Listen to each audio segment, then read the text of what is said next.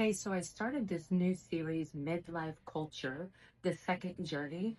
And one of the things I want to talk about with our Western culture is this taboo idea that older adults or really even younger adults don't really move in with their parents or stay at the home. Whereas in many other countries, extended family lives under the same roof for quite some time. And this is not something that is seen as a negative issue.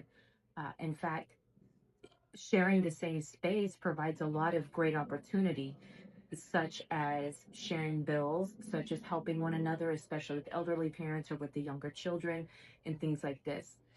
One thing that I've learned over my 51 years and having various different jobs, traveling the world, is I have quickly discovered that I don't want to spend the rest of my life working my ass off making someone else rich in a job that I'm either miserable at or it's not my passion and it's not what I want to do. Life is too fragile and it's too short. And so I have a desire now to not only for myself, but for other people to encourage, especially women, because I'm a woman, that let's find a way to go after our dreams, our passions, and to pursue our life vision, especially after raising children. In my introductory video, I shared about how after your children grow up and move on, a lot of times women find themselves just really kind of lost, like, what now? And so, if you are a woman and you find yourself midlife, I want to encourage you to take this opportunity to discover for yourself, number one, who you really are outside of motherhood, and number two, what is your dream and your passion and your vision? What are the things that fuel your energy? And how do you want to leave a legacy in this world? How do you want to give back to the community? How do you want to spend the rest of your life, especially if you're a single female? Um, I just left federal service and broke my apartment lease, and I moved back in with my 82-year-old father. I think both of us were a little bit hesitant and not 100% sure how things were going to go because, to be quite frank with you, we both became accustomed to having our own space. We value our own space and privacy and things like this. My mother passed away a couple years ago. My father's 82 years old. He has a very active lifestyle. He's often not even there. I'm often not there. And what we're finding is we are cohabitating fairly well. We're getting along with each other, really valuing the time that we do have together and just having rich, deep conversation about so many things in life.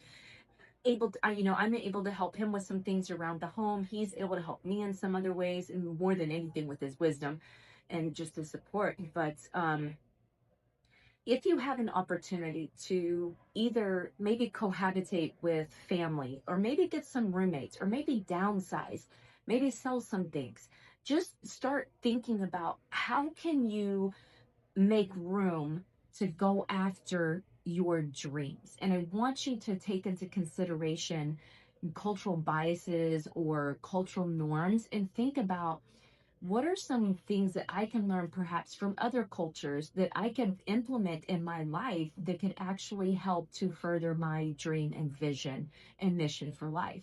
One of the things that I have started doing recently in the last few days is I started driving for Uber. I get to set my own hours. I'm using my vehicle. Um, and I'm using the knowledge that I have as a mother, especially in how I communicate with my passengers.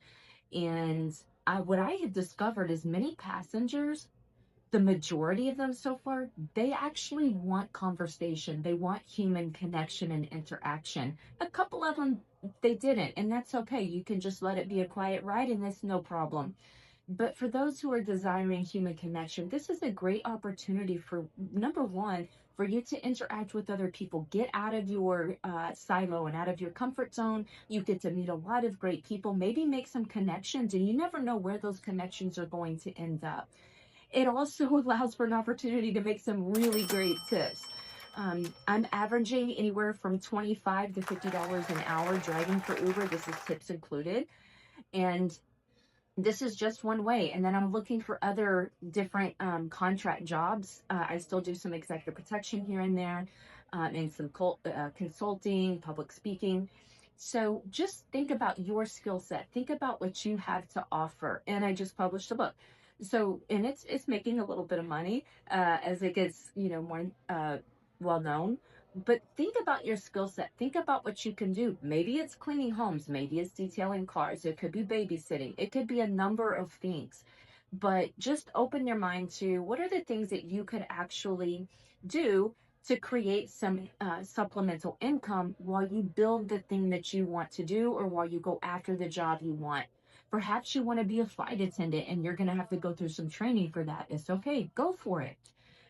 Whatever it is, I just want to encourage you. Don't be afraid to step out of your comfort zone. Don't be afraid to step out of your silo chamber. Don't be afraid to go after something, even if it's completely different. Go back to school. I finally went back for the third time, and I'm graduating next month after 33 years with my bachelor's degree. So life isn't over. It's just the beginning of the second journey. I believe in you. I know you can do it. This is where community comes in, and we really need to rely on each other, help each other, support one another. And so this is part of the reason why I developed Midlife Culture, the second journey, is to create a space for people who might find themselves in midlife era, and perhaps you're starting completely over, or maybe you want to, you just haven't found the courage to do it yet. I really encourage you, make the change, go for it. Don't waste another minute of your life wishing you had done something. Don't waste another minute of your life letting fear cage you in. It's life is not worth it. You don't know when you will take your last breath. And at the end of your life, when it comes to that time where you are on your deathbed, you don't want to look back and have any regret that maybe you didn't go after the things that you really wanted to and probably should have. Think about how you can impact the world with your dream, your passion, your vision, your skill set. It may be that you started consulting business for new moms. Maybe you were a single mom and you were working and raising children and you have ideas for how you can make that a smoother uh, part of your someone's life. It can be a number of things.